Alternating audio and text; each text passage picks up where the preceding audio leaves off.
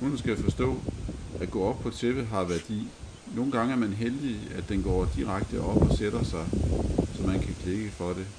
I andre tilfælde må man klikke for, at hunden rører tæppet og langsomt former adfærden, at hunden kommer op på tæppet ved at flytte sit klikpunkt til hunden er helt op på tæppet. Jeg har besluttet, at hunden skal lægge sig, når den kommer op på tæppet. Men om sid eller stå er ok for dig, er noget du selv bestemmer. I første omgang vil jeg afvente, om jeg kan få en frivillig lig og klikke for den. Kommer positionen ikke af sig selv i løbet af kort tid, jeg vil fx give en kommando til at lægge sig eller trække hunden ned ved hjælp af en godbid og klikke for positionen. Hjemmen vil jeg fjerne hurtigst muligt og afvente, at hunden lægger sig og klikker. Ved at bruge min godbid strategisk efter klikke, får jeg trukket hunden af tæppet og vende hende, så hun er klar til næste gentagelse.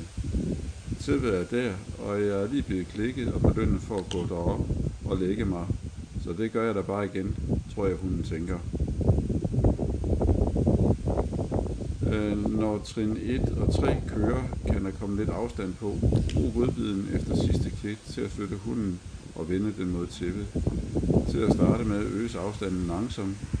Rejser hunden sig fra tæppet efter klikket, vil jeg efterfølgende gå ind og klikke tæt på tæppet i stedet for.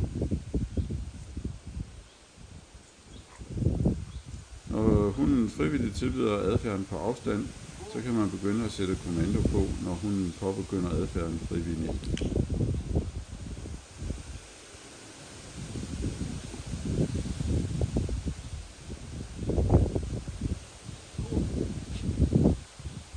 Som I kan se, kan det at sende fra en anden position give udfordringer.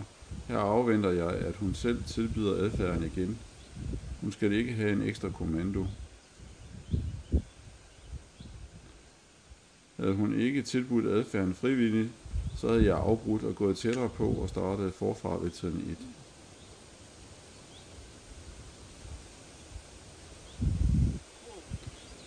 Når hunden løber i kurven fra forskellige steder uden problemer, vil jeg begynde at arbejde med tiden, at man bliver liggende. Start gerne tættere på tæppet og begynd at trække tiden lidt, inden du klikker. Byg færdigheden stille og roligt op. En fordel kan være at træne, når hunden ikke lige er vågnet.